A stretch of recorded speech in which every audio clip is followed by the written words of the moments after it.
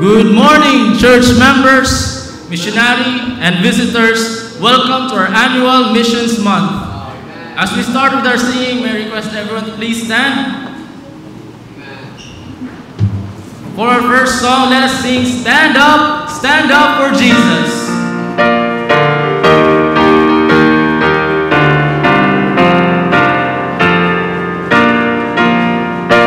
All together now, stand up for Jesus, ye soldiers of the cross.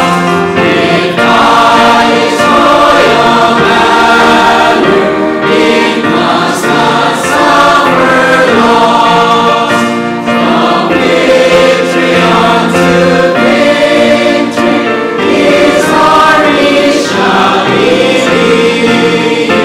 till every foe is vanquished and rises Lord indeed. Stand up for Jesus, the trumpet call obey, for to the mighty conflict in this his glorious name. Be thou signal serving against unnumbered foes, and courage rise in danger, and strength to strength opposed. Stand up for Jesus,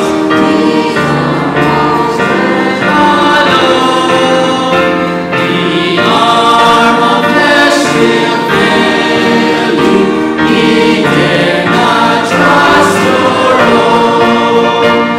Put on the gospel armor, and watching unto prayer, where duty calls for danger, we never wanting there. Wonderful singing. For our scripture reading, may I call on Brother Jeremiah Bautista.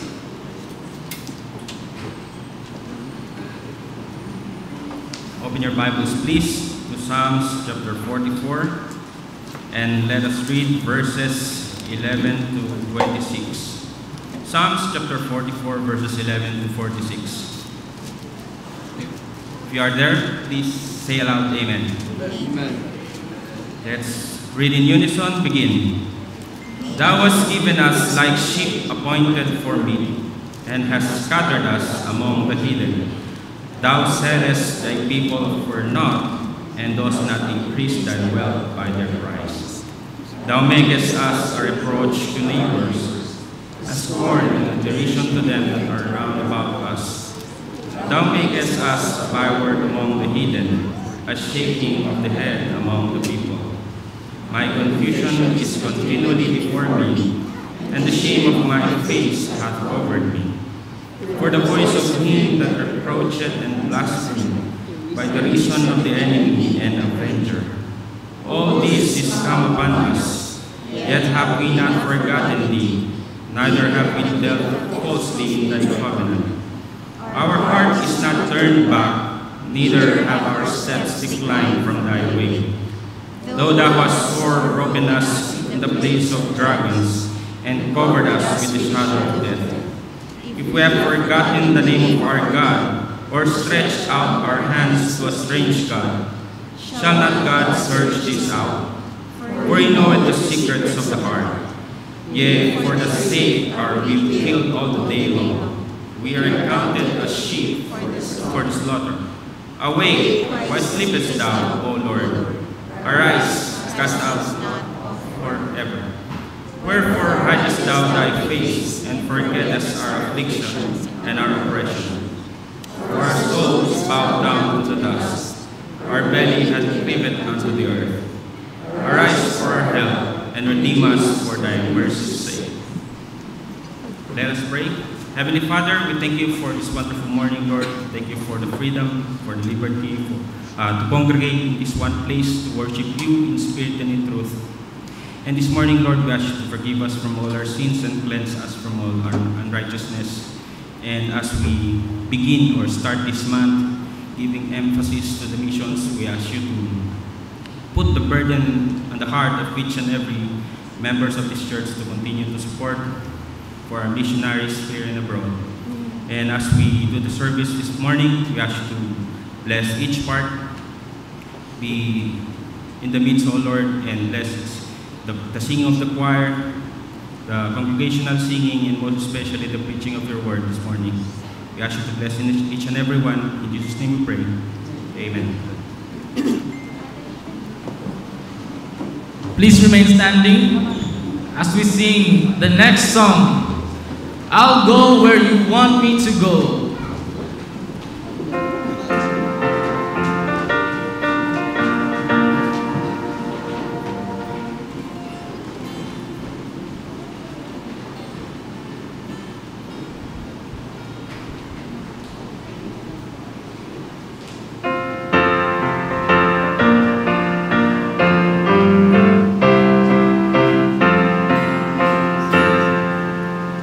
Ready now, sing.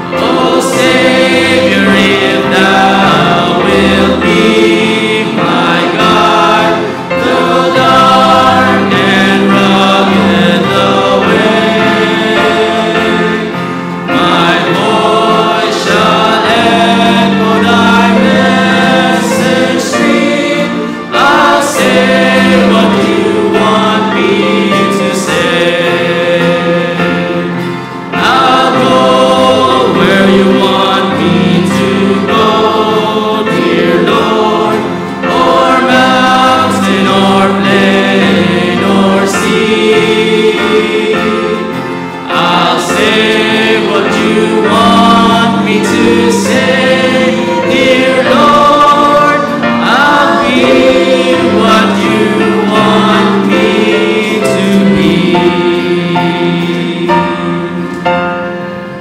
Please be seated as we listen to the choir.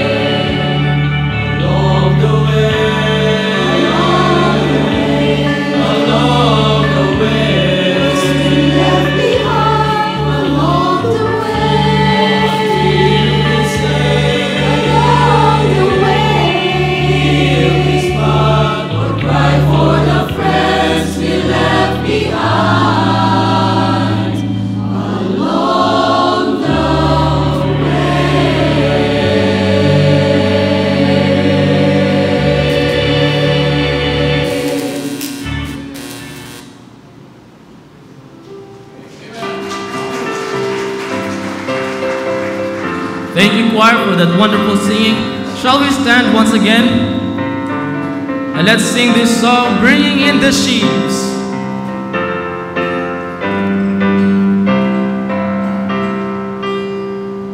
Verse 1, ready, sing. Sowing in the morning, sowing seeds of kindness, sowing in the noontide and the dew beginning, waiting for the harvest and the time of reaping.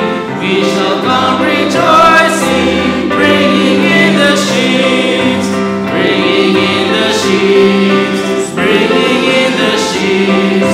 We shall come rejoicing, bringing in the sheaves, bringing in the sheaves, bringing in the sheaves. We shall come rejoicing, bringing in the sheaves, sowing in the sunshine,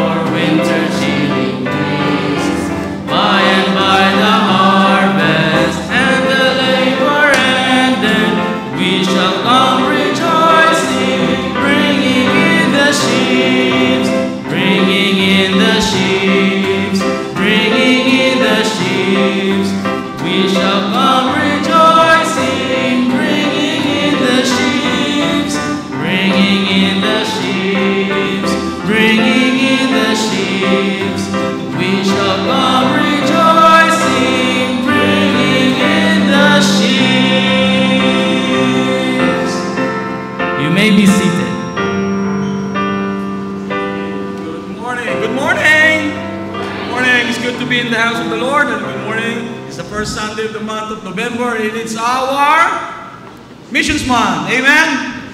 Are you all excited? Amen. It's good. We have been praying that the Lord will continue. It's our prayer that the Lord, through this conference, through this month, the Lord will call us, some of us, to the labor, to the field, to more laborers that we need. And then for those of you who will stay, we're going to pray and to support those who have gone and to the field. So as the Lord works in our hearts, let's be in prayer. And as the Spirit of God works in our hearts, what amount are we going to give this coming year to our missions giving? Okay? So today we're so glad to have with us our missionary and his wife going to Italy. Sino po nakakalam ng Italy? Yan, okay. So sikat na lugar yan. So we praise the Lord. God called somebody to go there to preach the gospel to those people that are in Italy. So we'll be hearing from them, from the Monderin family. Okay? And then don't forget also this coming week po, meron din tayong mga other speakers that will be ministering to us. Pastor Paul Ellen Byers, Pastor Missionary Gisrael and Reinhard Tendero, and also Missionary Daryl and Nidel Diaz. They will be with us this month. So let's pray that the Lord will use them as they minister to us. Okay? So we appreciate all those who are faithfully giving to missions. I know you have so many testimonies about how the Lord has provided and how the Lord has blessed you. And it's indeed more than that. It's good to know that we are partnering with them as they preach the gospel. And someday we'll be surprised when we go to heaven. There many nationalities that we will be able to meet that will be thanking us because we have supported and missionaries to different islands, different tongues, different nations and cultures. Okay, our theme for our Missions Month is still the whole world knows. So do you have this booklet with you? So this booklet shows the different countries that will be represented this month, and also the list of all the missionaries, both foreign and local missionaries that we are supporting. And if you'd like to take their autographs, that will be fine, so that you will remember them in prayer. Okay, so let's pray for a good Missions Month this November. Okay, so also don't forget some our regular announcements po. Wednesday prayer meeting. We meet every Wednesday so that we can be able to worship the Lord and also study His Word and to pray for one another. If you have some prayer requests, you can write it on a piece of paper, drop it, or on our offering envelope. There's a portion there at the top portion that you can write your prayer request. Maybe somebody is sick, or you are going through a problem. Maybe we could be a help by praying for you, or you're going to take the board exam. That will be a great help. So we'll be in prayer for you. And then also yung ating ministries po, the other ministries that we have, our visitation every Thursdays, Bisita, Bisikleta, our children's ministry, as we have our good news class every Saturdays po. And every third Saturday of each month, we have our medical missions. So these are opportunities for us to serve the Lord, to use, and then to also to the gospel to be preached to people. Okay, and also don't forget all young people this afternoon po, we have our saya. We would like to invite all the young people, if you're from high school, going to still unmarried pa po kayo, hindi pa kayo may asawa pa, so you can still join our young people. Every 2 p.m. po yan, and every last Friday of the month, we have our games night.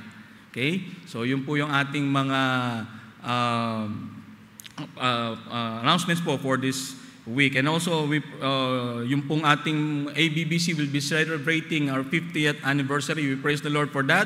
For the past 50 years, the Lord has blessed our church to have a college so that we can be able to prepare God's people for God's work. We will be having the 50th anniversary this coming 13 and 14. So if you're available, you can come back, drop by here in church so that we can be able to fellowship with all the pastors and the alumni of ABBC. Okay? And Our missionary for this week is missionary Bong Mampay from Madagascar. Have you heard of the place Madagascar? Kala nyo, movie lang yan ng Disneyland, ng Disney. It's a place, there's people there, and God is calling people to go there. So let's continue to pray for our dear brethren, Pastor, missionary Bong Mampay and his family as they minister in that land. Okay, do we have anyone visiting with us for the very first time? This is your first time to be at Baptist Bible Church. I saw a couple there sa gitna. Pwede po kayong tumayo? Yan. Kitang-kita kasi may pangalan kayo dito eh. Okay. Can you please stand up, sir? And also, I met Aurea. Yan, Mark. Yan. Okay. So, yan. We praise the Lord for that. Meron pa po ba? Meron pa po ba? I met somebody from Mindanao. Every time he's here in Manila, he attends our church. Brad, can you please stand up? Yan. Okay. Thank you very much for attending. Okay. It's nice to see Missionary Felix here. Can you please stand up, sir? Yan. It's nice to see him. They'll be leaving this month. Right, Pastor? Adjusted. Okay. Okay. So, let's pray for them for the safe trip back home. Okay? Okay. Meron pa po ba? Kung wala na po, let's all please stand up and let's sing our welcome song.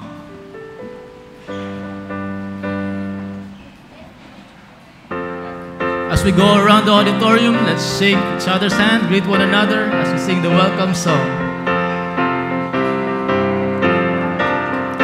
There's a welcome here, there's a welcome here, there's a Christian welcome here, hallelujah. There's a welcome here, there's a welcome here, there's a Christian welcome here. Beloved, let us love one another, for love is of God, and everyone that loveth is born of God, and knoweth God. He that loveth not, knoweth not God, for God is love. Beloved, let us love one another. 1 John 4:7 and 8. Amen. Please be seated as we listen to a special number to be rendered by Sister Andu.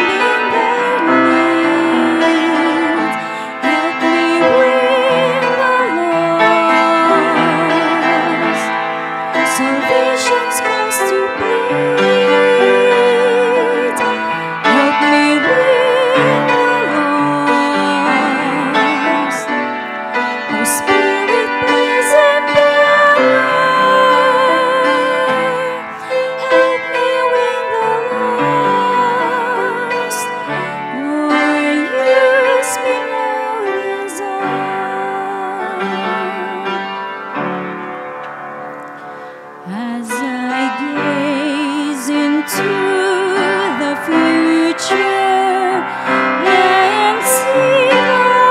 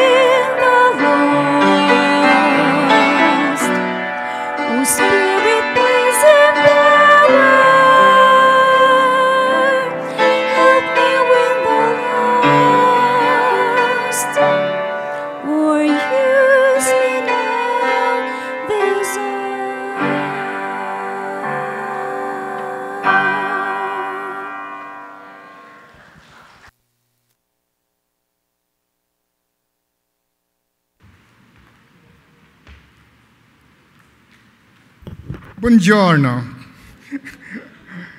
That would be the greeting in Italy for good morning.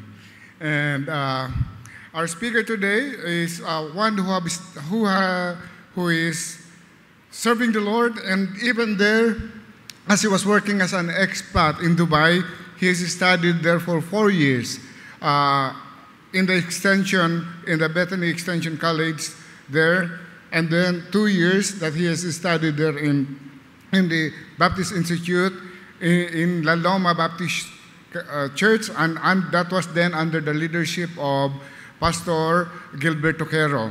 And later on, when he passed on, it was under Pastor Ramil Olalia. So he told me a while ago that he had graduated in 2021 and then was just recently approved as a missionary going to the country there in Rome, in Italy. So let us now welcome our speaker, and his wife is with us.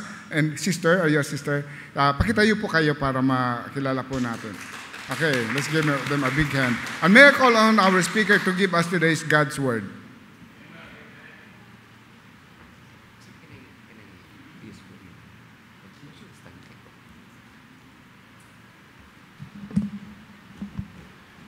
Hello, that's Mike.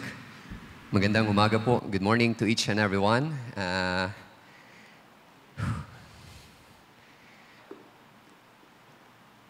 Sobrang kinakabahan ho ako, no? This is my first time to visit your church. At sobrang kinakabahan ako nung nakita ko ho yung inyo pong napakagandang simbahan po, no? I am from La Loma Baptist Church, and tama po si Pastor, I am from La Loma Baptist Church. I am fruit of Pastor Gilbert Toquero during his ministry in La Loma Baptist Church. And I am also an ex-OFW in Middle East for almost 6 years, since like 2015. Then we surrendered our lives to go to a foreign country, which is in Rome, Italy. We've been there last June. I've been there last June, and please pray for us. Tomorrow we'll be applying our visa, and then by December 4, Lord willing, we'll be there to officially launch the ministry and pray for each places there in Rome, Italy. And thank you so much po for inviting me, and at the same time for allowing me to come here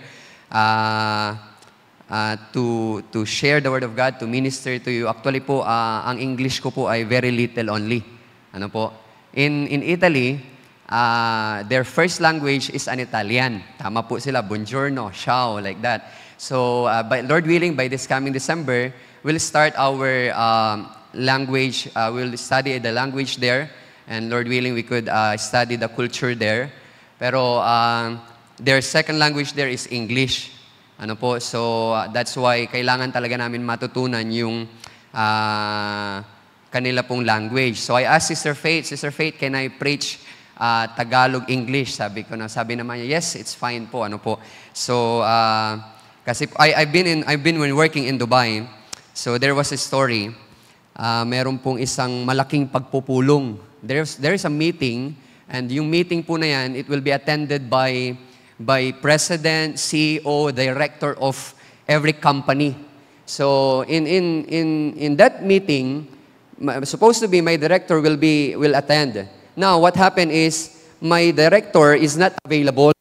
So it will be attended by the president of the Saudi Aramco, like that, in Oman, Bahrain, like that. So what happened is, pinili niya po ako to attend that meeting. Eh, sabi ko, sir, maliit lang yung English ko, little English only. Sabi ko sa kanya. So talagang, sabi niya, hindi, ikaw ang pupunta, sabi niya. So pumunta ako doon, syempre, dahil medyo madaldal tayo, medyo nakikipag-usap tayo, so yung mga tao doon kinakausap ko, syempre, ang alam lang naman nating sabihin, hi sir, how are you? Like that. Yeah, did you take your breakfast? Para tuloy ako nasa Jollibee, ano? So, ganun. Kasi mga president yun, they are British, from Canadian, like that. Napakarami nila doon na talagang ibang lahi. So, after, during the meeting, I was listening the seminar like that. At the end of the meeting, ang nangyari, they divided us into 4 groups. So, in that 4 groups, yung isang group bubunot ng... Oh, sorry. Talaga Nakabahan ako, dito na lang po ako. Sorry po, pasensya na po. So, at the end of, pasensya na po, sir. So, at the end of the meeting, okay, at the end of the meeting, what happened is, they divided us into 4, and ang nangyari po, we pick a word, at ang unot po naming word is innovation. Tapos, yung innovation na yon, ipapaliwanag mo, i-explain mo, on paano siya makakatulong sa mga company na nandoon. Around 200 companies ang nandoon.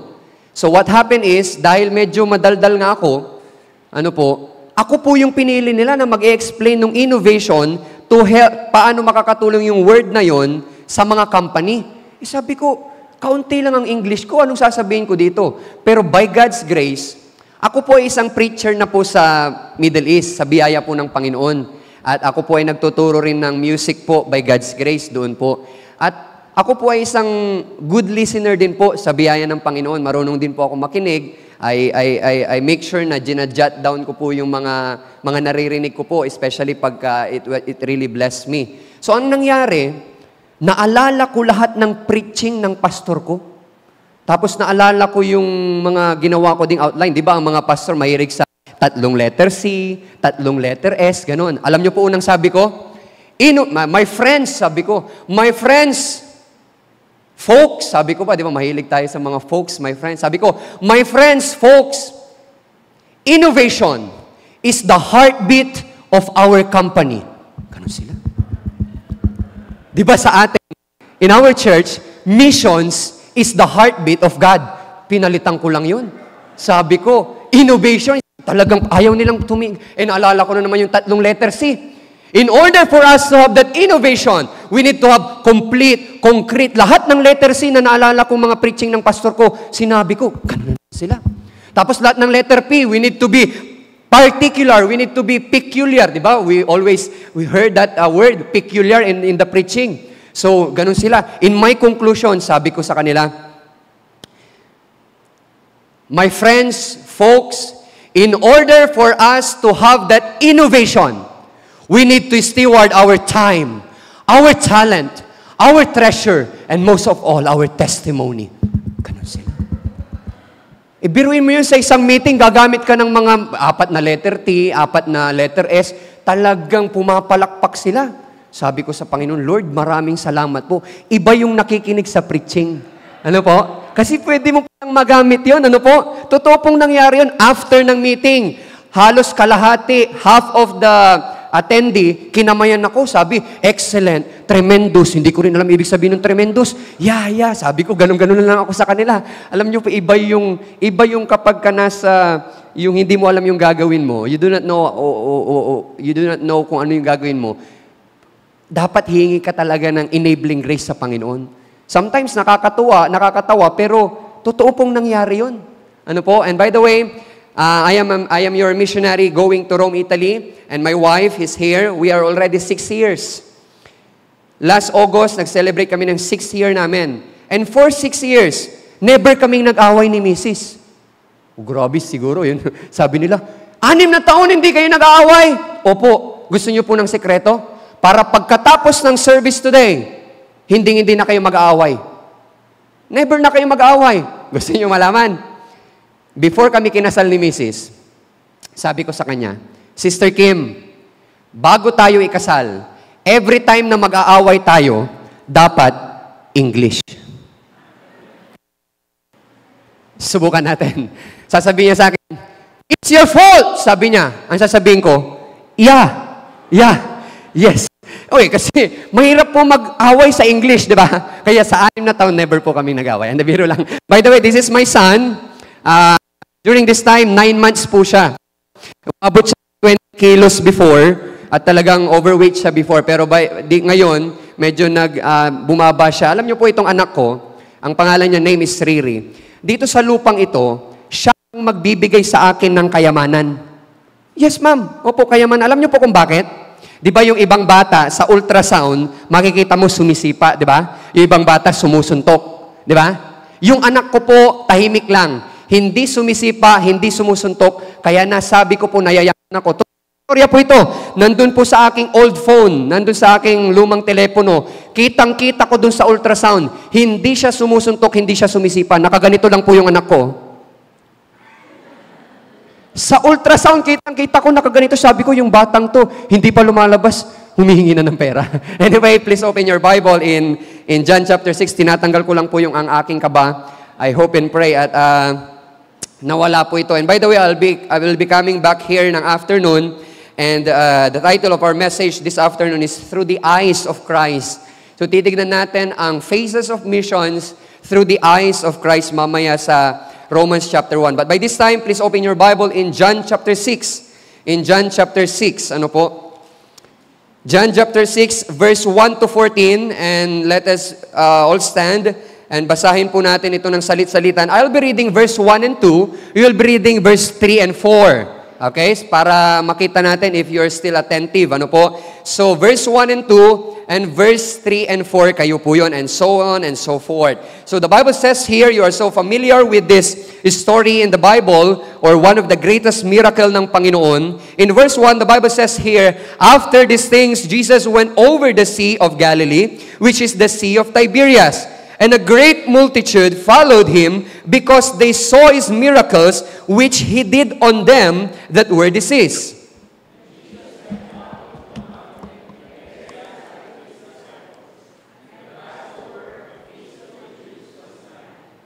When Jesus then lifted up his eyes, listen to this, nung binuksan ng Panginoon ang kanyang mga mata, and saw a great company come unto him, he saith unto Philip, when shall we buy bread that this may eat? And this he said to prove him, for he himself knew what he would do.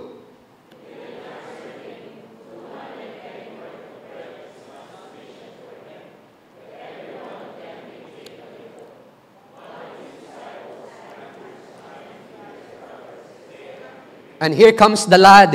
Meron pong isang bata na hindi po pinangalanan dito. But very remarkable po yung kanya pong, yung character here in this miracle po ng Panginoon. There is a lad here which had 5 barley loaves and 2 small fishes. But of course, but what are they among so many? And Jesus said, make the men sit down. Now there was much grass in the place, so the men sat down, in number about 5,000.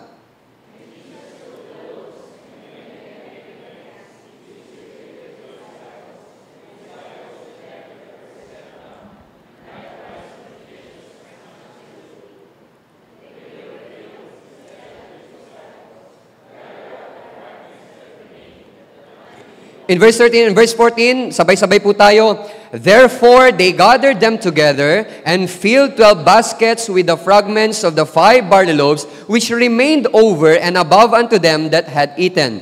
Then those men, when they had seen the miracle that Jesus did, said, this is of a truth that prophet that should come into the world. The title of our message this morning is The Blueprint of Missions. The blueprint of missions. So when you say blueprint, ito po yung bago simulan ng gawin ang mga building, there is a blueprint. Makikita mo saan yung pulpit area, saan yung pew area, saan po yung washroom, CR, entrance. There is always a blueprint. And dito po sa ating pong story, makikita po natin yung blueprint po ng tinatawag po nilang missions. And by the way, your faith is sounding abroad. As I said to Sir Dan a while ago, that your faith is really sounding abroad. Ano po, hindi man po kayo makilala individually, but your church, what you are doing since 74 years, I'm not sure if you are already, I'm sure they're already supporting for the first year, but your faith is really sounding abroad. That's why ito pong mga bagay na to is just a reminder for us. Ano po, supposed to be, ang itatitle ko po sana is The Blueprint for 75th Anniversary. Pero hindi naman po ito anniversary, but it is the blueprint of missions. Anyway, so tayo po muna ay magpipray. Heavenly Father, we praise and thank Thee, O Lord, once again for this wonderful morning. Lord, I am humbly asking Your power, O Lord, for this morning. Tulungan Niyo po ako, Panginoon, na mawala po ang agam-agam, anuman pong bumabagabag, Panginoon. Nawa, Panginoon, ang Inyo pong pangalan lamang ang maitaas ngayon pong umaga, Panginoon. Tunay po, Panginoon, na Kayo po ang gumagawa sa kalagitnaan. And we acknowledge, Panginoon, yung binibigay niyo pong empowerment sa bawat isa. Tulungan niyo po ako at ako po ay nagpapakumbaba, Panginoon. At kung, Panginoon, kami po ay nagkakasala, Panginoon, mula sa aming pong mga mata, sa aming pong bibig, sa aming pong tenga, na nagmumula po sa aming pong puso at sa aming pong isipan, Lord, patawarin niyo po kami upang walang maging hadlang na tanggapin po namin ang biyaya po ng inyo pong salita, Panginoon. Once again, Panginoon, sa umagang ito, pinupuri ka namin at pinapasalamatan. In Jesus Christ we pray. Amen and amen. So please be seated. So our story here, most of you are familiar already with this story. So i-recap lang po natin. Our story here, what happened here is, ang Panginoon, handa na po siyang magpahinga. He's already have that the time to take a rest. But what happened is, when He lifted up His eyes, ang nangyari po, nakita niya yung napakaraming tao. At ang bilang nitong napakaraming tao is 5,000, hindi pa po kasama yung mga kababaihan. Okay? Ang sabi po sa Bible, yung men po is talagang literal na mga lalaki. So ibig sabihin, hindi pa kasama yung mga maaring asawa nila at ang kanila mga anak. Ano po? So, ang nangyari po ngayon, kita ng Panginoon itong mga taong ito, ang unang-unang niyang tanong, ano ba ang meron tayo dyan? Ang sagot ng mga disipulo, meron tayong 200 penny worth of bread, na kung saan hindi naman kakasya yon sa napakaraming tao. Ilang katao lang ang pwedeng pakainin nun. Ngayon, meron pong isang bata na kung saan pinagmulan ng miracle. Nagbigay siya ng 5 tinapay at 2 isda sa hindi niya kaano-ano. Hindi niya kilala itong 5,000, pero ibinigay niya yung kanyang 5 tinapay at 2 isda. At ano nangyari? Nung nakita ng Panginoon na meron siyang pwedeng pagmulan ng kanyang miracle, ang unang-unang sabi ng Panginoon, make the men sit down. Pinaupo niya. In other account, pinaupo niya ito by 50s. So pinaupo niya dahil meron siyang 5 tinapay at 2 isda. At ang nangyari po, you know the story, nung kanyang itinaas yung 5 tinapay at 2 isda, and he lifted up yung bread po na yon, ang nangyari po, dumami po yung tinapay at saka isda. At alam niyo pong nangyari nung dumami po, ilan po yung naging sobra? 12 basket. And with all my heart, listen to this, pag akyat ko po sa langit, if ako po ang mauuna sa inyo, pag akyat ko po sa langit, ang isa sa una kong lalapitan yung bata. Alam niyo po, tatanungin ko, binigyan ka ba ng mga disipulo? Kasi po, sinabi sa Bible, mga disipulo, may dalang 12 at tag-iisa sila. Pero wala po isang account na hindi po nabigyan nila yung bata. With all my heart, hindi po nila kinalimutan yung bata. Are you with me?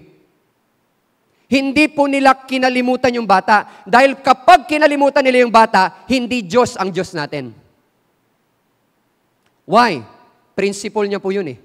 Alam niya po kung sino ang pinagmulan, okay? At principle niya po kung ano ang ibibigay mo sa Kanya. And you cannot outgive God kung ano ang ibibigay mo sa Kanya. At listen to this. If ako po ang kasamang disipulo ng Panginoon dito, aaminin ko po sa inyo, magkikwit po ako. Kung ako po ang kasama ng Panginoon, magkikwit po ako. Why?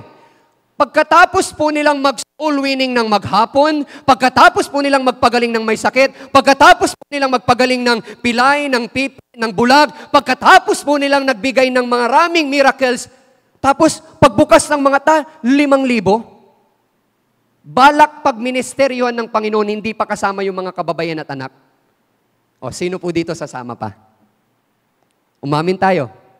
Kung sa panahon ngayon, aaminin ko po, sasabihin ko sa Panginoon, pwede po akong mag-reason sa Panginoon. Panginoon, sabi po sa Bible, Panginoon niya, mga taong sumusunod sa iyo, may mga kanya-kanyang bahay yan. Panginoon, pwede ko pa pong sabihin sa Kanya, hindi lahat ng sumusunod sa iyo, gusto ka or nagsisunod. Yung iba po dyan, naghihintay lang na magkamali ka. Okay? Pwede ko pong, I have a lot of reasons na pwede ko pong sabihin sa Panginoon. Maghapon na po, they are toiling for the whole day. And then nakita niya ngayon yung 5,000. Pero ang unang-unang sinabi ng Panginoon, make the men sit down. Meron pong isang story, merong isang pastor, tinanong niya yung kanyang member. tinanong niya yung kanyang member, si Mary. Sabi niya, Mary, kung tatanggalin, if I will remove your right ear, what will happen to you? Mary said, Pastor, half of my vision will be lost. Mary, wait. I'm talking about the ears, but why your vision will be lost? What if I will remove your left and right ear? And then Mary said, Pastor, remove my left and right ear, I will totally lose my vision. Mary, wait. I remove your ears, not your eyes. Why? Sabi ni Mary, Pastor, kung tatanggalin mo yung right and left ear ko, wala akong paglalagyan ng salamin ko. Malabo po pala yung mata ni Mary. So, ibig sabihin, mawawalan daw siya ng vision, just like us Christians. If you do not know how to listen, nawawalan po tayo ng vision. Alam niyo po, ang mga kabataan ngayon, today, ang mga kabataan ngayon, there is only one reason bakit po wasted at bakit ang mga kabataan ay napapariwara. Only one reason. Why? Dahil hindi sila nakikinig. Dahil hindi sila nakikinig. The Bible says that faith cometh by hearing. And the Bible says that for there is no vision, ano pong nangyayari? Ang tao nagpe-perish. That is why napaka-importante po yung ating pong pandinig. Alam niyo po, yung iba po sa atin coming here nakasibangot. Alam niyo po, yung iba po dito dumarating nakasibangot sa mga churches. Thank you. Hello. So yung iba po sa atin darating dito nakasimangot, at punong-puno na ng iniisip, punong-puno na yung kanyang puso. Alam niyo po, paglabas po, nakasibangot pa rin. Why? Kasi puno na yung puso niya eh. How can the Lord fill you if you are full of yourself? Kaya po hindi na, alam niyo po, parang yung church nagiging parang routine na lang. Why? Kasi pupunta dito, dala-dala, problema. Why not, tanggalin po natin yung mga iniisip natin, tapos hayaan natin ang Panginoon na mag-fill po ng kanyang salita sa ating mga And by the way, natutuwa po ako dahil marami po kayong mga kabataan ngayon here. Ang mga kabataan ngayon, ibang-iba na po. You need to admit that. Na ang mga kabataan today, dati kapag sisit-sitan mo yung kabataan o yung anak mo, ako pag sinisit-sitan ako ng magulang ko, takot ako, nanginginig ako eh. Ngayon, pag sisit-sitan mo, sisit-sitan ka na rin eh. Ang mga kabataan today, meron yung isang kabataan, sabi niya, Ma, please pray for me. Tomorrow is my exam. Okay? So that I could get a good grade, sabi niya. Sabi niya, Ma, ipag-pray mo ako, exam ko bukas, baka hindi ako makasagot. Sabi nung nanay, hindi na kita kailangan ipag-pray, anak. Ako nga, nasasagot mo eh. Yung exam mo pa kaya, sabi niya. Kasi iba na ho ang mga kabataan ngayon. You know what? There's always a blessing in admission. You need to admit that your generation is not really the same with the other generation. That is why kailangan nyo po talagang mag-stand sa gap po na yan. Specialist po sa ating pong mga kabataan. So, three things na gusto ko pong i-share sa inyo. Letter G, letter P, and letter S. The blueprint of missions is letter G, magsisimula po ito sa letter G, letter P, and letter S. Kung saan makikita po natin here in the story of the feeding of the 5,000. Number one, the Lord Jesus Christ here shows the greater passion for souls. Number one, nagpakita po, letter G ang Panginoon ng tinatawag na greater passion for souls. When you say passion, you are devoted. Ito yung gustong-gusto mong gawin. Why? Kasi passion mo eh. Diba? Siguro, yung iba po sa atin, Christians, tatanungin, ano ba ang passion mo? Sasabihin ng iba, my passion is to sing for the Lord. Well, wala pong masama doon. My passion is to play an instrument for the Lord. Wala pong masama doon, pero baka kapatid, namimiss mo po yung pong dapat na passion ng isang mananampalataya. And that must be yung passion ng Panginoon, yung pong kaluluwa. Mga kapatid, listen to this. Hindi po nabayubay sa cross ng Kalbaryo ang Panginoon para sabihin niya, ako ay nandirito sa cross ng Kalbaryo para mag-awitan kayo dyan, magtugtugan kayo dyan, o anong gagawin natin dito. No! Nabayubay po siya sa isang bagay. Ano po yun? For the salvation ng lahat ng buong sanlibutan. Mga kapatid, sana makita po natin ang pagkakaiba ng tinatawag na privilege and mandate. Ano po? When you say privilege, when brother, what's your good name, sir? Isaiah. When brother Isaiah got saved, hindi po lahat ng nararanasan niya, hindi po lahat ng hindi po lahat ay nakakaranas at mayroong pagkakataon yung privilege na meron siya. Okay? Let's say, for example, the mayor of Manila will give me 1 million. Okay? Oh, there is a missionary there going to Rome, Italy. Okay, I will give 1 million. Okay? But if the mayor is not saved, God will never acknowledge that 1 million. Because he doesn't have privilege na magbigay sa Diyos. Do you get the point? Yan po ang privilege. When you say privilege, benefit. Ibig sabihin, when you get saved, meron kang mga benepisyo, Brother Isaiah. Ano po yung mga benepisyo mo? Of course, you will not be separated sa pagmamahal ng Panginoon. But of course, while you are here, meron kang mga benepisyo. Ano pong mga benepisyo? Nung ako pala ay nung nasave pala si Brother Isaiah, I can sing to God. I can sing for the Lord. Pwede na pala akong tumugtog sa Panginoon. Those are benefits na meron po tayo. Okay? Nung nasave po tayo. Okay, pwede na pala akong magbigay sa Panginoon. Why? Because giving is a privilege. Pwede na pala akong magbigay sa Panginoon. Ano po? But pagbibigyan ako ng mayor dito, syempre tatanggapin ko yung 1 million din yun. Ano? Anyway, joke lang po. Ano po. But anyway, yung privileges po na yan, ay hindi po lahat nakakaranas at hindi lahat nagkakaroon ng pagkakataon. Pero iba po yung mandate.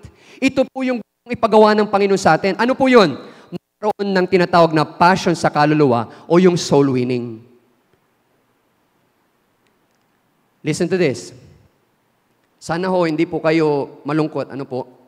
But, listen to this. Kung ang huli mong nadala sa paanan ng Panginoon is 3 days ago already, mga kapatid, may problema muna po tayo. If you are saved and baptized, at ang nadala mong kaluluwa sa Panginoon is 3 days ago, really? 3 days ago? Yes. Meron na po tayong problema. What if kapag ang nadala mong kaluluwa sa Panginoon is 1 week ago, kapatid, mas malaki na po yung problema.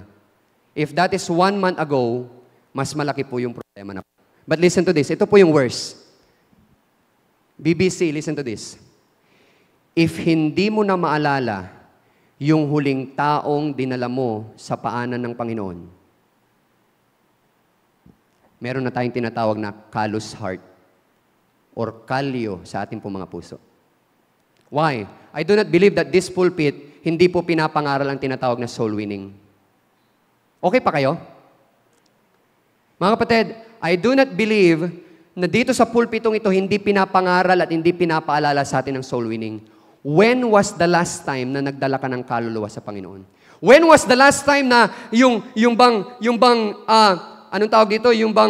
Merong pupuntahan ka, sasakay ka ng bus, sasakay ka ng jeep, ng tricycle. Did you just yung care na ibigay yung tinatawag na gospel tract? And I'm very sure meron tayong tinatawag na gospel tract dito. Binigay man lang po ba natin? Lahat ba ng pupuntahan natin? Hindi ba na yung bang gospel tract ay dala-dala po ba natin? Mga kapatid, kahit ito na lang po ang iuwi po ninyo. Kahit ito na lang po ang iuwi po ninyo this morning. Hindi kayo dadalin ng Diyos sa isang lugar na walang pwedeng bahagian. Araw-araw. Mga kapatid, baka po yung priority po natin ay naiiba na po. Paano nga po ba tayo magiging isang soul winner? Brother Ray, paano ako magiging isang soul winner? Listen to this. Sasabihin ng iba, Brother Ray, ako isang soul winner ako. I go to bisikleta, ganun. Nagso-soul winning ako every Thursday night sa soul winning program ng church. Do you think you're already a soul winner kapag ikaw ay nagso-soul winning kasama nila? Mga kapatid, listen to this. In order for you to be a soul winner, you need to be soul conscious. Dapat pagka merong Lazada delivery, Shopee delivery, hindi yung bayad agad ang kinukuha. Ang kinukuha, gospel tracts. Pero dahil nakakalimutan natin yung mandate, wala eh. Focus tayo masyado sa ating pong mga ginagawa. Pero nakalimutan natin na itong taong ito, kapag namatay, at hindi man lang ito, hayaan natin silang pumunta sa impyerno na dala-dala nila yung gospel tract. Ano po? Bigyan natin sila ng chance, ng maraming chance na kung saan mababasa nila. And you know what? Ang salita po ng Panginoon, the Bible says, na ang salita po ng Panginoon, hindi po yan babalik in vain.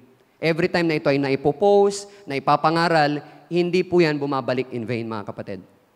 So sana mga kapatid, we must be soul conscious, kapatid. Paano nga po ba tayo magkakaroon ng tinatawag na greater passion for souls. Paano tayo magkakaroon ng greater passion for souls? Una, ipakita po natin yung compassion na pinakita po ng Panginoon sa Matthew chapter 14, verse 14. Of course, you are so familiar with this, yung pong compassion na word. The Bible says here, "And Jesus went forth and saw a great multitude and was moved with compassion toward them, and He healed their sick." Mga kapatid, in order for you to have that passion sa kaluluwa, kapatid, una, ibalik natin yung compassion na meron po tayo. Hindi ba kayo natutuwa? Listen to this. Aren't you glad na ito pong lugar natin ay libre po nating ibahagi ang salita ng Panginoon kahit paglabas po natin dito? Libre po natin ibahagi po libre po natin dalhin yung gospel tract. Alam niyo po, when we are in the Middle East, hindi po kami pwedeng magdala ng Bible. When we are in the Middle East, hindi po kami pwedeng magdala ng gospel tract. Hindi po kami pwedeng mag-awitan ng malakas in Middle East. Every time po na may kakatok po doon sa mga worship places, sa mga Baptist churches doon, o mga Christian churches doon, sabay-sabay po kami mag-aawitan ng Happy Birthday to you, Why? Bawal po eh. And sometimes, tinitake for granted po natin yung pagkakataon na meron po tayo na ibagay sa salita ng Panginoon. Meron po akong isang kabash, and maybe familiar po kayo dito, 71 years old, missionary pastor. The name is Pastor Raul Ruiz. Nakulong po siya sa Bahrain. Why? Because of the gospel. And sometimes, dito ho sa place po natin, libre po tayo. Libre po nating ibigay at ibahagi pong salita ng Panginoon. Pero ano pong ginagawa natin? Meron po, this is not recently, doon po sa Middle East, meron pong nahuli na isang church, yung pong kanila pong nagpipreach, 800,000 pesos penalty plus deport. All of those members na nakikinig, 80,000 pesos. Samantalang ho tayo dito, libre po. Libre natin ibahagi po ang salita ng Panginoon. You know what? Rome is a present Sodom and Gomorrah. If you will just study yung presence, yung Rome po, Rome is present Sodom and Gomorrah. I was reading that report, a missionary report.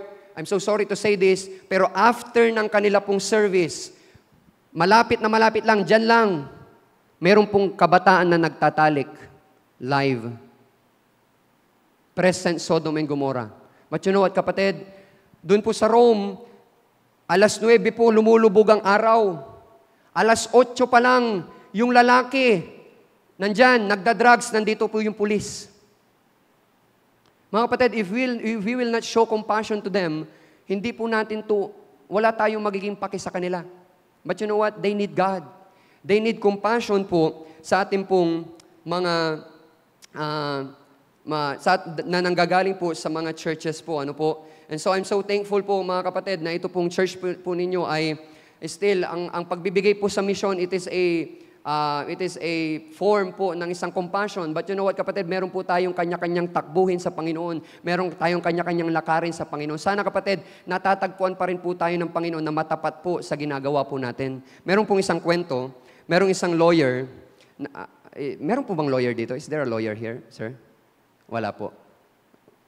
Meron po ba? Astronaut na lang, baka po kasi magkamali ako. Meron bang astronaut dito? Wala namang astronaut. Okay. There's an astronaut. Naglalakad siya, tapos nakita niya yung isang napakalaking tarpaulin. At ang sabi sa tarpaulin, kung hindi ko magagamot ang sakit ninyo, times 10 of the check-up fee, I will bring it back. Grabe, sabi nung astronaut, sabi niya, wow, pagkakataon ko na magkapera, sabi niya. So sabi niya, Doc, meron po akong sakit. Sabi niya, magpapacheck up ako. Anong sakit po ninyo? I've been to Jollibee, I've been to McDonald's, I've been to Mang Inasal. Hindi ko talaga malasahan yung kanilang mga pagkain. May sakit yung aking kasi gusto talaga niyang makuha yung times 10 eh. Sabi, hindi ko malasahan yung Jollibee, McDo, Mang Inasal. Sabi ng doktor, okay, sige po, upo po kayo, please sit, sabi niya. Tapos sabi niya, nurse, please get that box number 22. Kunin mo yung box number 22. Tapos pinatak niya sa dila ng astronaut, sabi niya, pinatak sa dila. Pagpatak sa dila, Dok, gasolina to sabi niya. Gasolina to, sabi niya. Sabi nung congratulations po. May panlasa na po kayo, sabi niya. Kasi bumalik yung panlasa niya doon sa gasolina. Di syempre, hindi siya papayag. Bumalik siya ulit sa susunod na linggo. Pagbalik niya sa susunod na linggo, Dok, magpapacheck up po ako. Ano pong sakit ninyo? yung eyes ko po blurred at talagang hindi makakita. Hindi ko po makita ang mga bagay-bagay, sabi niya. So sabi nung doktor, sige po, umupo po kayo, sabi niya. Ay, hindi pala, yung pangalawa niya palang sakit, sabi niya, yung hindi siya makaalala. Yung memory niya, hindi niya maalala ang mga bagay-bagay, yung mga nangyayari. So sabi nung doktor, sige, upo po kayo, sabi niya. So sabi nung doktor, nurse, pakikuha mo yung box number 22, sabi niya. So sabi nung astronaut, sabi niya, Dok, sandali, last week nandito ako Alam ko yan, gasolina yan sabi niya. Sabi nung doktor, congratulations po, nakakaalala na po kayo, sabi niya. Naalala niya yung last week nagbayad ulit siya. Next week, bumalik siya ulit. Sabi niya, pagbalik niya, Dok, meron po akong sakit, sabi niya. Ano pong sakit ninyo? Yung mata ko malabo, sabi niya, hindi na makakita, sabi niya. Talagang hindi niya na makita daw ang mga bagay-bagay, sabi niya. Ganun po ba? Tapos, sige, upo po kayo. Saan po ba yung upuan ninyo? Sabi niya. So, pinaupo niya. So, ngayon, sabi ng doktor, nurse, pakikuha mo yung, sabi niya, sir, actually, wala po kaming gamot dyan sa sakit ninyo, sa sakit sa mata. So, binigyan niya ng pera. Nung pagbigay niya sa pera, malapit na siya sa pinto, Dok, sabi mo dun sa tarpaulin, times 10. Kulang to sabi niya. Sabi nung doktor, congratulations po, nakakakita na po kayo, sabi niya. Alam niyo po, ang inyo pong mga magulang, your parents, your pastor, or you're the leader here in the church, pwede niyo pong lokohin. Pero ang Diyos, hindi po. God knows you. Sana kapatid, matagpuan pa rin tayo ng Diyos na yung commission niya sa atin, individually and as a church, ginagawa pa rin po natin. I hope and pray mga kapatid, as individual, you are saved and baptized, you're a member of Baptist Bible Church Santa Mesa. Kapatid, let us not forget na mag-akay pa rin ng kaluluwa sa lahat po ng pagkakataon. Pangalawa po na pinakita po ng Panginoon dito, in order for you to have that greater passion for souls, yung pong pangalawa, confidence.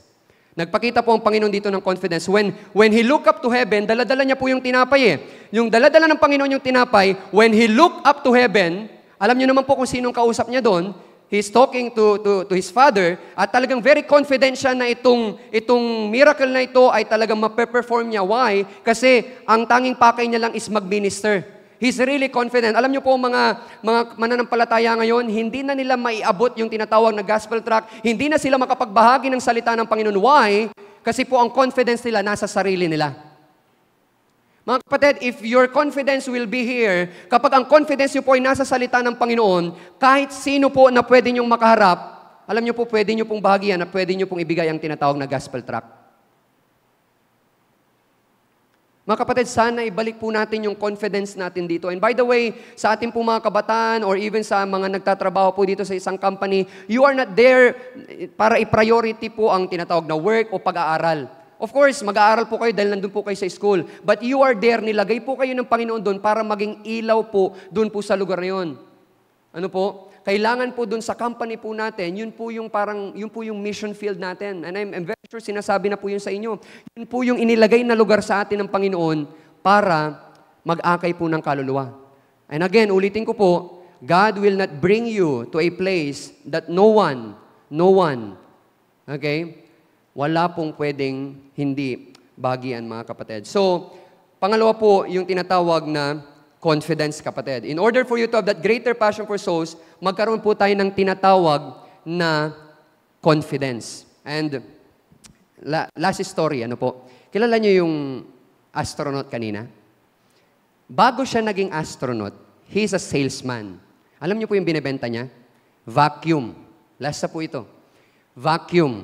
Ang binibenta niyo yung vacuum na nag-uugot ng dumi. Alam niyo naman po yun, meron kayo sa mga bahay po ninyo yun. He's selling a vacuum. At kapag pumupunta siya sa bahay, he's very confident sa binibenta niyang vacuum. He's very confident sa product niya. Every time nakakatok siya sa bahay, pagkatok niya sa bahay, pagbukas ng pinto, di ba, pagbukas ng pinto, meron siyang daladalang isang timba ng dumi. Talagang daladala niyon, ikakalat niya sa sahig. Walang paapaalam. At ang sasabihin niya, Sir, ako po ay taga-benta ng vacuum. At kapag hindi malilinis yung mga dumi na kinalat ko dyan, kakainin ko yan. Grabe naman itong astronaut na ito, na bago naging astronaut, salesman. Kakainin daw niya. Why? Very confident siya sa binibenta niyang vacuum. So alam niyo po yung nagbukas ng pinto? Yung doktor. Nakita ulit sila, kasi 79 po ito na kwento, Dalawa lang po ikukwento ko ngayon sa inyo, 79 po ito. So, ngayon, ang nangyari, yung doktor na yung pagbukas niya, ano pong ginawa ninyo?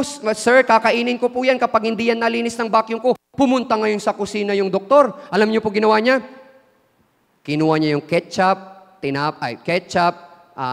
Mang Tomas, bagoong, alamang, tirang sauce ng spaghetti. Kinuha niya lahat. Alam niyo pong ginawa niya? Inilagay niya sa ibabaw ng mga dumi. At ang sabi nung astronaut, na bago naging astronaut, salesman, Sir, kahit na anong ilagay niyo dyan, ang vacuum ko po napakagaling. Kapag hindi yan nalinis ng vacuum ko, ora mismo, kakainin ko yan, sabi niya. Grabe, overconfident siya sa vacuum niya. Alam niyo pong nangyari? Sabi nung doktor, Sir, simulan mo na pong kainin ngayon. Bakit po? Naputulan kami ng kuryente. Wala pala siyang pagsasaksakan, wala siyang source of electricity, yung napakagaling niyang vacuum. Ano pong ibig ko pong sabihin dito? Sometimes, ganyan po tayo sa ating pong buhay. Sometimes, magmamaneho ka lang from maybe here, going to SM Santa Mesa, wala nang pray-pray. Ang lapit-lapit lang ng pagmamanehoan mo, wala nang pray-pray. Why? Hindi na natin na-acknowledge yung totoong nagbibigay sa atin ng protection na kailangan nating kuhanan, which is the Holy Spirit. Sometimes, sasabihin natin, I'm already 15 years a teacher, 25 years na akong teacher, 30 years na akong engineer, 45 years ko na itong ginagawa, araw-araw alam ko na itong ginagawa ko. Pero nakakalimutan na po natin mag-pray. Which is, the Holy Spirit is waiting for you to consult and to ask wisdom and protection. Mga kapatid, huwag tayong overconfident sa ating mga sarili. Sasabihin ng church, we have church soul winning. Soul winning? Pastor, sir, ako po, I will be joining. Soul winning, kabisado ko po yan. Romans 3:10 lang yan. Romans 3:11 lang yan. Romans 3:23. Romans 6:23. Kabisado. Kabisado mo lahat ng assurance of salvation. Pero nakalimutan mong mag-pray. Mga kapatid, hindi po masamang maging matalino. Hindi po masamang maging mayaman. But the moment na nilagay mo yung confidence mo sa iyong kayamanan at sa iyong katalinuhan, yan ang simula ng ikababagsak mo. Mga kapatid, don't be overconfident sa ating mga sarili. Our confidence must be in the Word of God. If your confidence is here, kapatid, maibabalik mo ang mag-akay at magbigay ng tinatawag na gospel tract.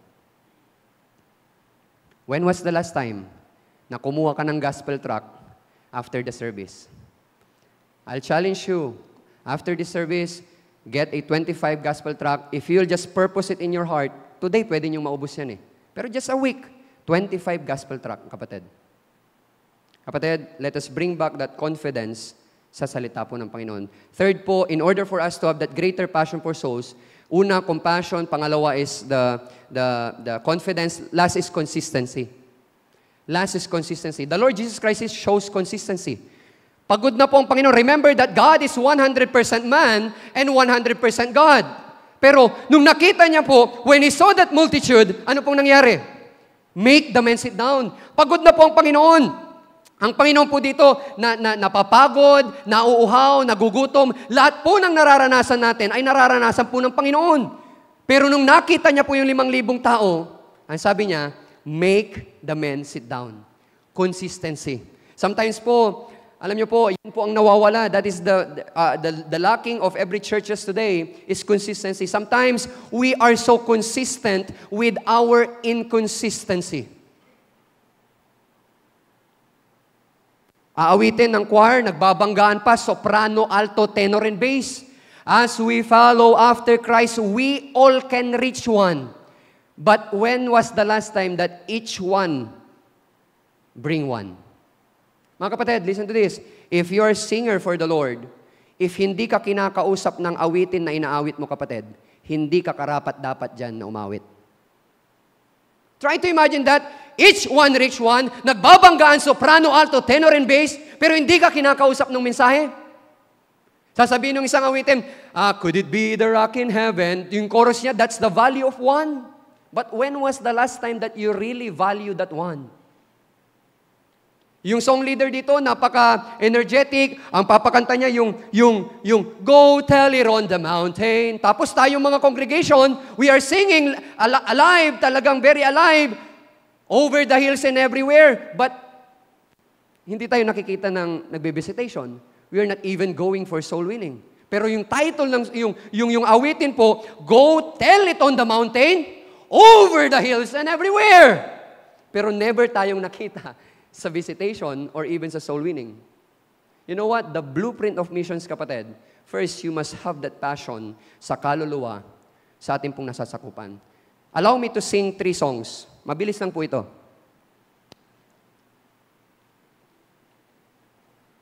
Three songs lang. First song, this is for you. A, B, C, D, E, F, G, H, I, J, K, L, M, N, O, P. Second song. Baba, black sheep, have you any wool? Na, na, na, na, 3 bags full. Third song. Twinkle, twinkle, little star, how I wonder what you are. Ano pong ibig ko pong sabihin? We might have differences. Ilocano, Bisaya, Ilonggo. We might have differences, Boston Celtics, Golden State, or anything. We might have differences sa mga bagay na gusto natin. But you know what, kapatid? When the church says that missions, when the church says soul winning, dapat po iisa na po yung tono natin. Iba-iba po ng lyrics, pero iisa ng tono. Mga kapatid, we might have differences. Pero dapat, kapatid, when it comes on soul winning, when it comes sa kaluluwa, iisa po yung tono ng mga puso natin. We have visitors here. We have Brother Jers, and then this one, and then our brother here, our friend here. Mga kapatid, ano ang plan nyo sa kanya? Baptist Bible Church, what is your plan with these 3 visitors? Familiar kayo siguro dito. Bisita yan ni Brother Isaiah. Hayaan mo nang ang grupo ni Brother Isaiah ang mag-asikaso dyan. Bisita yan ni nanay, hayaan mo na yung mga grupo ni nanay na mag-asikaso dyan. Nakaka-relate tayo. Why? Walang concern. Every members, listen to this, 2 lang po, 2 things, before you leave the church, 2 things na dapat mong gawin. First, pasasalamatan mo yung taong nag-preach dito. I'm not saying this because I'm the preacher. Minsan lang po ako maging mag-preach dito. But first, yung tumayo dito, thank Him dahil nag-prepare siya ng message. Sa biyaya ng Panginoon, you are fed with that word. Second po, yung bisita, kapatid, you must have plan na kahit man lang kamayan mo siya, tapikin mo siya sa likod, kamusta ka? If meron kang bisita at wala kang balak gawin sa bisita, if the church, meron siyang bisita at ikaw ay member ng Baptist Bible Church Santa Mesa, wala kang planong gawin sa bisita, huwag ka na lang pumunta sa church. Why? Because they are sila po yung most important visitor sa oras po na ito. It's not you, the visitor. Ang goal po ng bawat member ng BBC is for them to remain because of the fellowship, because of the warm welcome, warm accommodation. I'm so blessed nung ako po ay dumating dito, talagang kinakamayan po ako, talagang we are so sorry for this word, we are so special. But I hope and pray, kapatid, ang mas special panauhin today is not me, the visitors. We must show that consistency, kapatid. If you're saved, you're baptized, kapatid, ang pinakaunang-una mong gagawin, sino ba ang bisita? What can I do for him? What can I do for her? We must show that consistency. Una natin pinag-aralan is the Lord Jesus Christ. Mabilis na lamang po ito. Number 2, partnership beyond borders. Letter P, partnership beyond borders. Who is this? The lad. Try to imagine that, hindi po kilala po ng bata, pero binigay po niya yung kanyang 5 tinapay at 2 isda. Hindi niya po ito kilala. Just like you, kilala niyo po ba ako? If you'll yung kilala niyo po ba yung mga missionary na sinusuporta niyo? Hindi naman po eh. Kilala niyo po ba yung napupuntahan ng mga pera na binibigay niyo sa Faith Promise? Hindi naman po eh. Just like the lad, binigay niya po yung available niya, 5 tinapay at 2 isda na maaring sa mukha, maaring sa mata ng napakarami, ay ano ba yung 5 tinapay at 2 isda? Pero ang pinagbibigyan niya kasi Panginoon eh. I am an ex-OFW. I work there in government, under the semi-government, we are earning around 6 digit, mga kapatid. 6 digit. Before we surrendered our lives. But before that, listen to this. Yung attention nyo sa akin. You know why I'm here? Alam niyo po kung bakit ako nandito? Tatapatin ko po. I don't want to be, ayoko pong mag-pretend dito. You know why I'm here? Because of support. That's true. Why I'm standing here? Because of support. Listen to this. Whether you support missionaries or not, God will provide the needs of the missionaries. But we will miss the blessing as individual, as a family, and as a church. That is why I am asking you, please consider us. Why? Because giving is a privilege. You know what, kapatid? If ako lang po ang masusunod, at pera-pera lang din, because there are some accusation that being a missionary, it is because of money. Marami pong ganyan. If pera lang din po, wala po ako sa inyong harapan. I have a batchmate, the name is Jonas Paz, going to India. Mekus. Going to India. My friend, Jonas Paz, i-search nyo po yung pangalan niya. Ask him, magkano po ang sweldo niya? I am with him in Middle East before. My wife is a treasurer there, in the church there. Ang sinisweldo po niya, 500,000 monthly. They surrendered their lives going to India. I'm so sorry to say this, but India, makikita nyo naman po their hygiene, their character, their personality, but they surrendered their lives. Why? Because God called them. Giving, mga kapatid, is a privilege.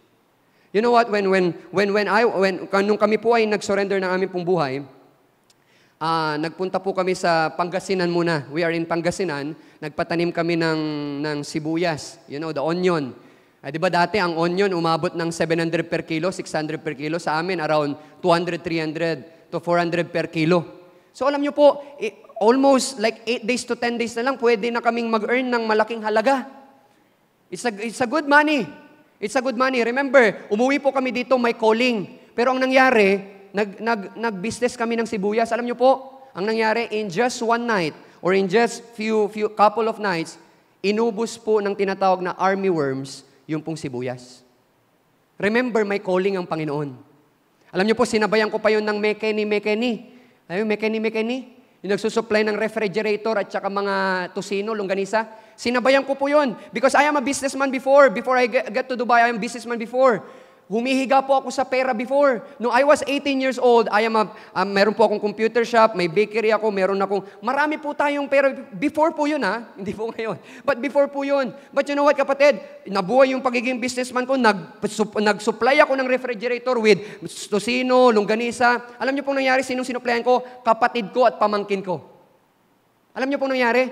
Niloko ako mismo ng kapatid ko at pamangkin ko. Remember my calling.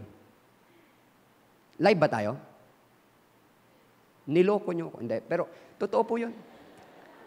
Niloko po ako mismo ng kapatid ko at pamangkin ko. But remember, my calling. Alam nyo po, una ko lang sabi ko po sa Panginoon? I prayed to God. Sabi ko, Lord, thank you. Dahil ang kinuha mo sa akin, resources. Hindi kalusugan, hindi ang family. You know what, mga kapatid?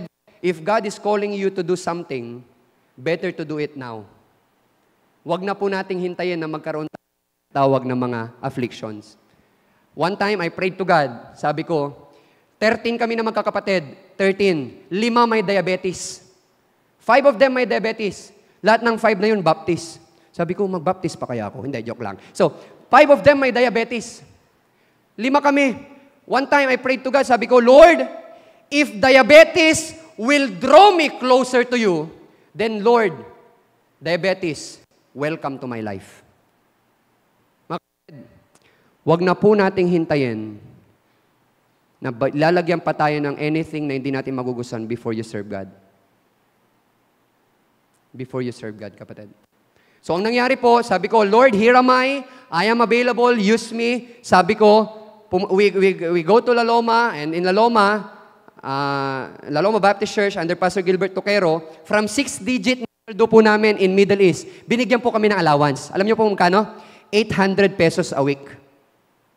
800 pesos a week. Family, 800 pesos a week. Pero libre ang pagkain. Upo sa umaga, upo sa tanghali, upo sa gabi. Talong sa umaga, talong sa tanghali. You know, Bible College training. Pero in Friday, munggo naman, munggo. Kasi, di ba, munggo naman ang Friday. But you know what, kapatid? Ang misis ko po, to cut the long story short, yung misis ko po nabuntis, ito po yun siya. Wala po kaming pera. Nabuntis po yung misis ko. Ano po? So, 38 weeks and 4 months na po si Baby Riri. 38 weeks and 4 months. Di ba sabi nila, ang bata daw, pag nasa tiyan, nakakarinig na. They already hear everything. Kaya nga alam niya yung asawa ni kumpare, alam niya lahat ng ano, di ba? Pagka, kasi nakakarinig na daw yung bata. They already hear everything. The 38 weeks and 4 days. This is true story. Umupo ako sa isang silya. Wala po talaga kaming pera at talagang pagpupunta kami sa ospital, wala kaming pangpanak ni Mrs. This is true story. Umupo ako sa isang silya. Pwede na siyang manganak that time. Pwede na siyang mag-labor that time. Umupo ako sa isang silya. Tinawag ko yung aking anak. Siyempre kasama yung nanay. Di ba? Kasi pag hindi kasama yung nanay, ibig sabihin, lumabas na yung anak. Ano? So, tinawag ko po sila. Ang sabi ko po, sabi ko sa aking anak, dahil nakakarinig na daw siya, anak, hindi ka pwedeng lumabas. Wala pang pera si daddy. My wife is here. Sinabi ko po yan. Hindi ka pwedeng lumabas dahil wala pang pera si daddy. Remember, ang swab noon, I think ang pera ko lang doon is 4,000. Remember, ang swab noon, 6,500. Ilang ilong meron kami. Di ba? 6,565. So talagang hindi namin alam kung saan kukuha. Pero alam niyo po, nagpray ako sa Panginoon. Ang sabi ko sa Panginoon, Lord, kilala kita. I know you. Nandito kami, nagsuko kami ng aming pong buhay. Hindi namin ito sinusumbat sa Panginoon. Pero sabi ko, I know you, kilala kita. Okay? You will provide for our needs. Okay? Alam niyo po, kinaumagaan, almost same hour, tinawag ko ulit ang aking asawa at ang aking anak. Ang sabi ko po, anak, after I prayed ng gabi, umaga, sabi ko, anak, pwede ka nang lumabas. May pera na si daddy. I do not know kung sino po ang pinagmulan ng pera po na yun. Even right now, hindi ko po namimit ang karamihan po sa kanila. But you know what? If you will just continue to trust God, magpo-provide po ang Panginoon. Magpo-provide po ang Panginoon. Yung ginawa po ng bata po dito, partnership beyond borders. Those beyond borders, yung mga tao na hindi nyo na marireach because you can only reach yung mga nandito sa Manila. Dito sa Santa Mesa, Manila, at saka yung mga kalapit lugar. Pero yung mga places sa Indonesia, places sa Taiwan, places sa Italy, you cannot even reach them. They are beyond borders. We are the beyond borders na kung saan pag susuportahan nyo po kami, you will be part of that. And I saw this, the Faith Promise Missions Giving. Okay, I'll just give you in just 1 minute, I will explain what is Faith Promise Missions Giving. In 1 minute, listen to this. Maybe if you're already involved, maybe you can do more. What is faith? Tagalogin natin. Faith, mga bagay na hindi mo nakikita pero naniniwala ka. That is faith. Second, give a promise. What is promise? Pangako. Mga bagay na hindi mo nakikita pero naniniwala ka at ipapangako mo. Third is missions and giving. So, ibig sabihin, mga bagay na hindi mo nakikita pero naniniwala ka at ipapangako mo saan sa missions, saan? Sa programa ng Panginoon, sa program ng Panginoon. That is why kapag let's say for example, ang sweldo mo, 20,000. At ang sabi mo, ito yung giving ko sa ganitong part, ito yung bayad sa tuition fee, ito yung bayad sa bahay, ito yung Lazada ko this week, ito yung Shopee ko this week, at ito yung ang tira 1,500. Then, my faith promise is 500. Do you think there is faith on that? 1,500 ang tira, oh Lord, ang ikukumit ko, 500. Do you think there's faith on that? Mga kapatid, there's no faith on that. Why? Nakikita mo yung 500 eh. Ang sabi po dun sa faith, mga bagay na hindi mo nakikita, pero naniniwala ka. That is why, ang faith promise missions giving, mga kapatid, the moment na hindi ka na pinapaluhod, the moment that your faith promise doesn't bend your knees, that's not faith anymore. Why? Nakikita mo eh. That's the essence of faith promise, kapatid. That is why hindi na natin na-enjoy, hindi mo na-enjoy yung pagbibigay sa faith promise. Why? Nakikita mo eh. Hindi mo na nakikita yung grace ng Panginoon. Why? Nakikita mo yung binibigay mo. That is why, kapag kayo po ay magre-renew, itry nyo po ang Panginoon. Prove God, itry nyo po ang Panginoon. Ito yung faith promise ko. Lord, this is beyond my capacity and I cannot do this. That is why, yung needs natin, pinapalood tayo dahil hihingi tayo sa Diyos ng pambigay natin sa faith promise. You know what? Giving is like alam niyo yung kangkong? Ano sa English yung kangkong? Spinach? Ano yung kangkong? After this, seryoso ako. Mag-search kayo ng kangkong dito sa mga lugar. Kung meron bawasan nyo ng 3 dahon. balikan nyo next week. What will happen?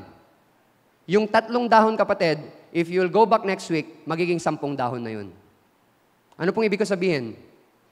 You can never outgive God. Even anong ibigay mo na meron ka, kapatid, ibabalik yan ng Panginoon, 2 folds, 3 folds, or 4 folds, kapatid. If you have just faith. Mga kapatid, in every Sunday, hindi nyo lang dala yung mga bag ninyo na magagandang bag, magagandang pananamit. Hindi nyo lang dala yung mga anak ninyo, family ninyo. Dalhin ninyo ang offering ninyo. Why? Giving is a part of your worship.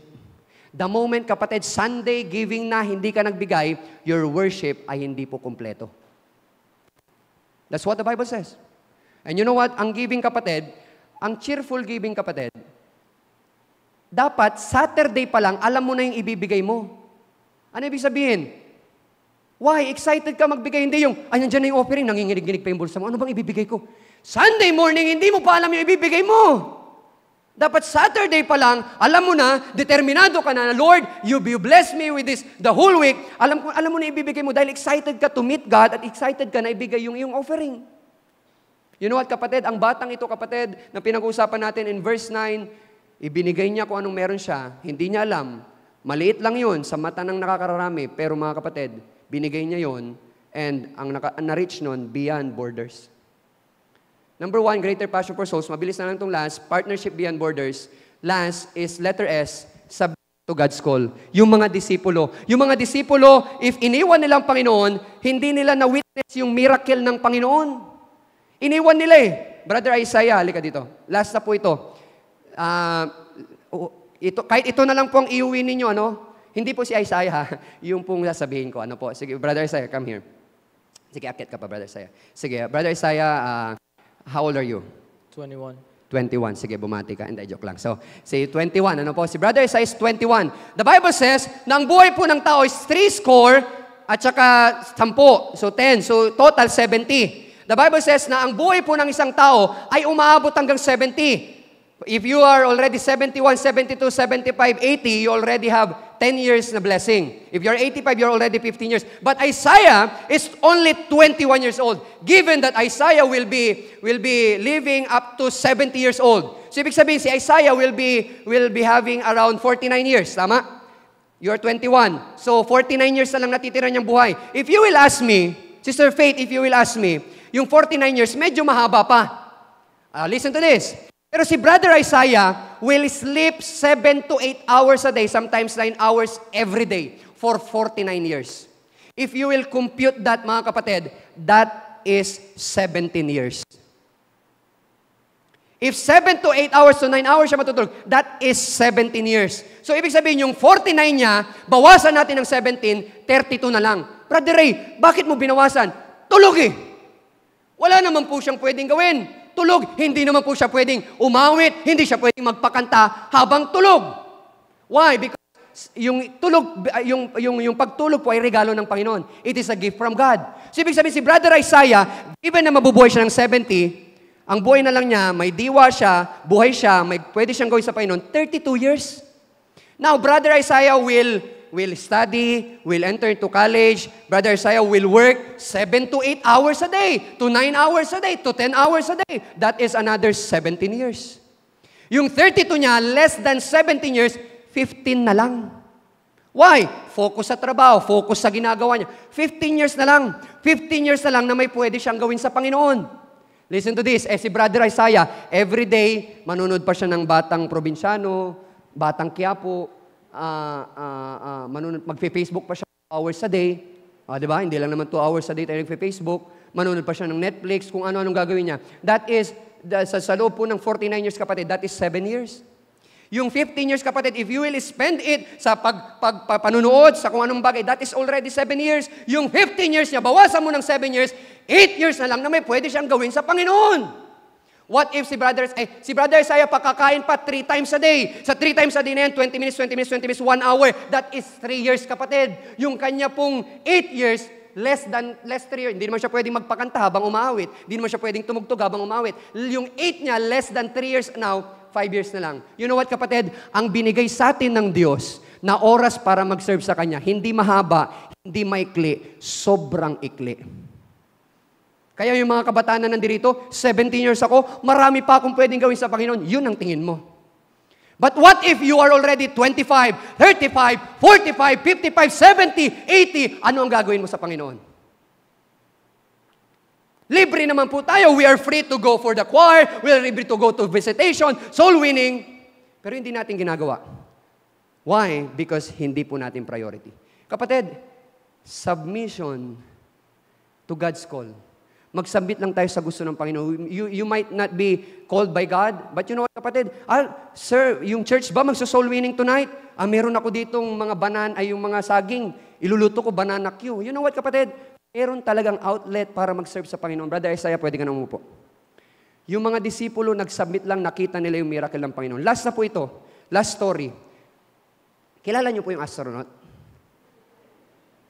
Bago siya naging astronaut, salesman. Last na po ito. I will go down. Before he became a salesman and astronaut, he's a student. Di ba pag estudyante ka, Brother Isaiah, pag estudyante, itong si astronaut, hindi siya nagre-review, hindi siya nag-aaral. Talagang every exam, mababang nakukuha niya. Ang pangalan ng astronaut is Alvin. Okay? Sana walang Alvin dito, ano? So si Alvin, hindi nagre-review. Di ba Isaiah sa school, binabanggit yung scores? Di ba sa school? And usually, binabanggit yung pinakamababa. Di ba? First yan, di ba? Una, mababa. Si Alvin, laging unang pangalan niya. Sabi niya, okay, first periodical test, Alvin, out of 100, 11 points. Alvin, second periodical test, out of 100, 12 points. Alvin, out of 100, third periodical test, 13 points. Laging mababa nakuha niya. First in the list, lagi si Alvin. Dumating ang final exam. Alam niyo pong nangyari? Unang binanggit na pangalan. Ronald, gulat siya. 18 points. Grabe, gulat siya. Sumunod, JR, 25 points. Tapos, Jojo, 35 points. Alex, 55 points. Grabe, hindi nababanggit pangalan niya. Then what happened is, 3 test papers na lang yung natitira, remaining. 3 test papers remaining. Alam niyo pong nangyari? Siyempre, itong si astronaut, medyo may konting kayabangan. Konti lang naman.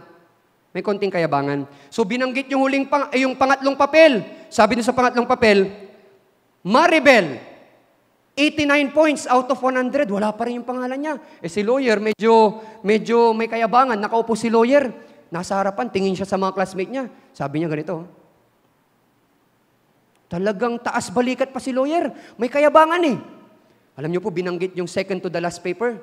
Sabi niyo sa second to the last paper, Sheila, kulat siya. 95 points.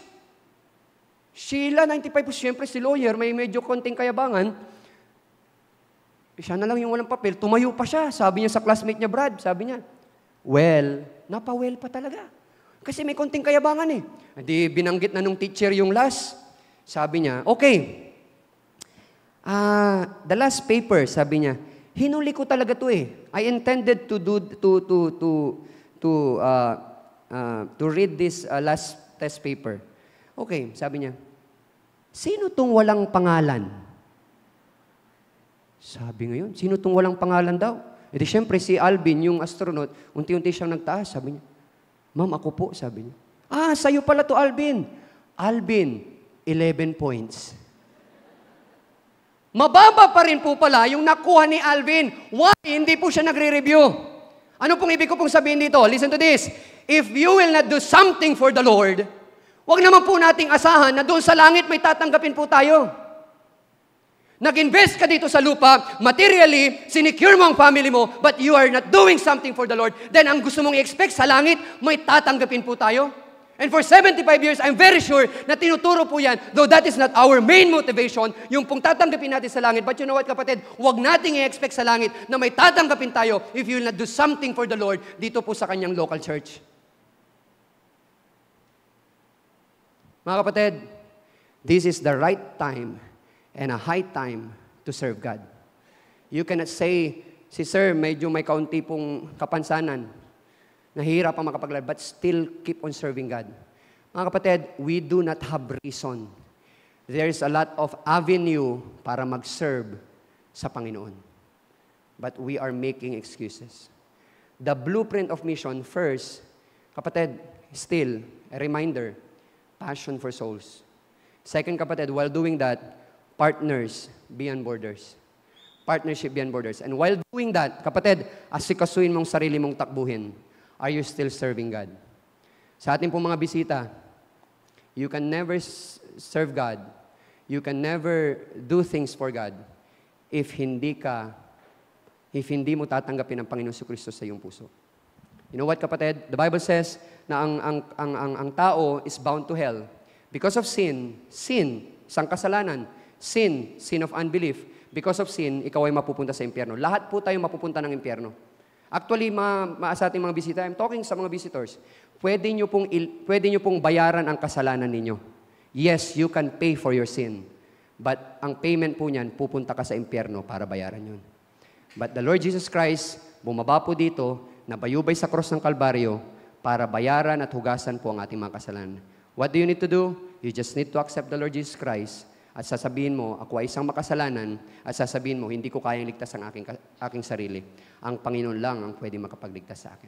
That's the simple way of salvation. Kapatid, you need to repent. You need to accept the Lord Jesus Christ na bilang iyong Diyos sa tagapagligtas. Tayo pong lahat ay tumayo. So sorry po, sabi ko nga po, I'm trying, as missionary Felix, I'm trying my best to communicate. Again, my English is very little, but I hope naging malinaw po yung message. Ako po ay sobrang kinakabahan. So, we'll proceed sa invitation. I'll be giving this after I pray. I'll be giving this to serve for the invitation. So, till the whole world knows. So, tayo po muna ay yumuko at manalangin. Heavenly Father, we praise and thank you, O Lord, once again for this wonderful time again to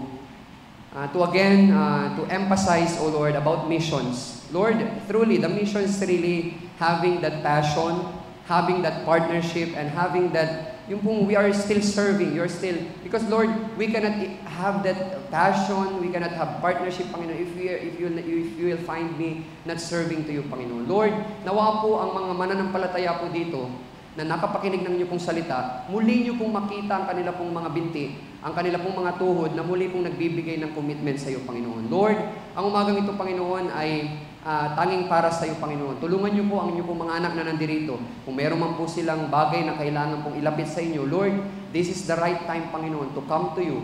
Why, Lord? Because your coming, Lord, is very near, Panginoon. Tulungan niyo po kami, Panginoon, na makita po ito, Panginoon. Once again, Panginoon, sa aming pong kalagitnaan, pinupuri ka namin at pinapasalamatan. In Jesus Christ name we pray. Amen, sir. As we remain standing, the miracle of the multiplication of the loaves is to point out to the claim of Jesus Christ that He is the bread of life. That anyone, just like the bread, if you would partake or eat the bread, you would be healed. And as you would appropriate the work of Jesus Christ by putting our faith in His finished work on the cross of Calvary, and that He's resurrected from the dead, you will be saved. If you would fully trust in Him. So today, in response to the message, if the Lord has spoken to you, either of salvation or surrender to the mission field, I ask you to respond and be obedient to His calling. So, as the song leader leads us in a song,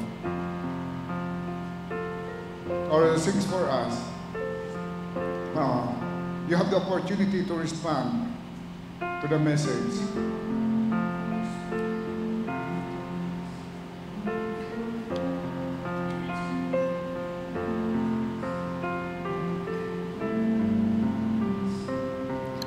Look to Jesus Christ, the bread of life, the only one who could fill you, all of your spiritual needs, your need of salvation. For He is the only one who was given as a sacrifice for our sin. And for us who have known the Lord and trusted Him as Savior, you are the one to whom God is using. God has planned to be the means of sharing the gospel to those who know not the Lord. Whether it is here, in your neighborhood, in this country and abroad.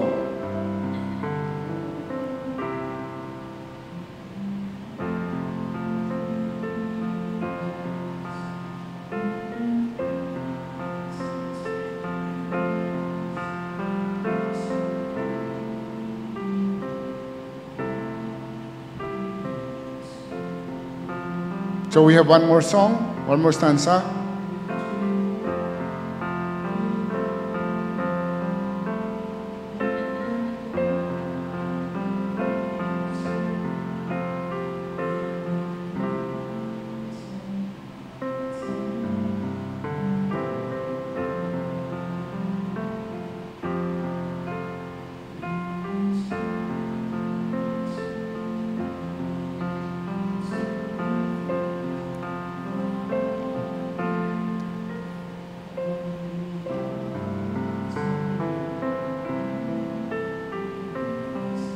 Thank you, Brother Isaiah.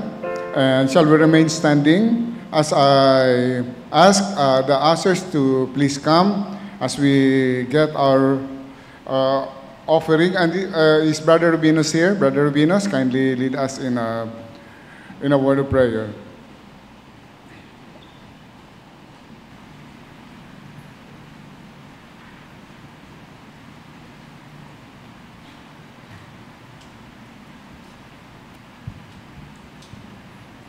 Let us pray.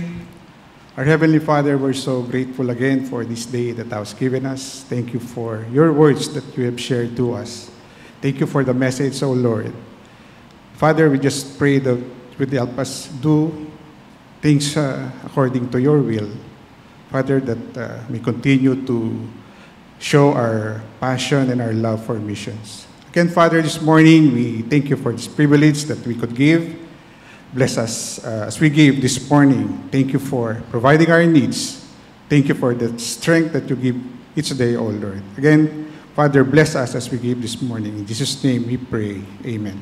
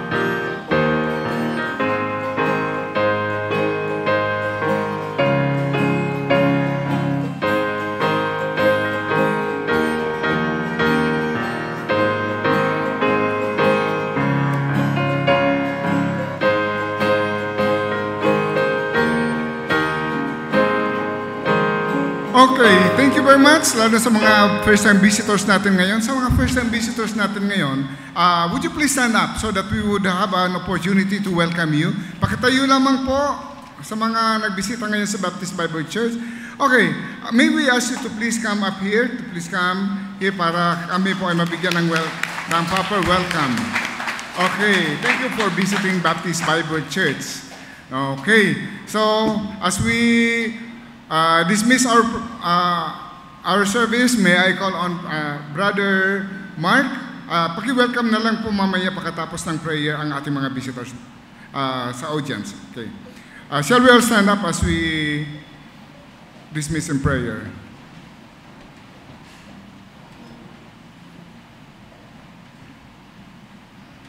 Let us pray. Dear God, Heavenly Father, we praise and thank you, Lord, for your word. Thank you, Lord, for the message that we have received. We thank you, Lord, for dying for us in the cross of Calvary. We thank you, Lord, for the freedom that we're able to gather here as a church, to have fellowship with one another, to worship you. We pray, O God, na kayo po mag-ingat sa bawat isa as we part temporarily from this place and bring us again this afternoon for the afternoon worship service. We thank you, O God, for things we pray. In Jesus' name, amen.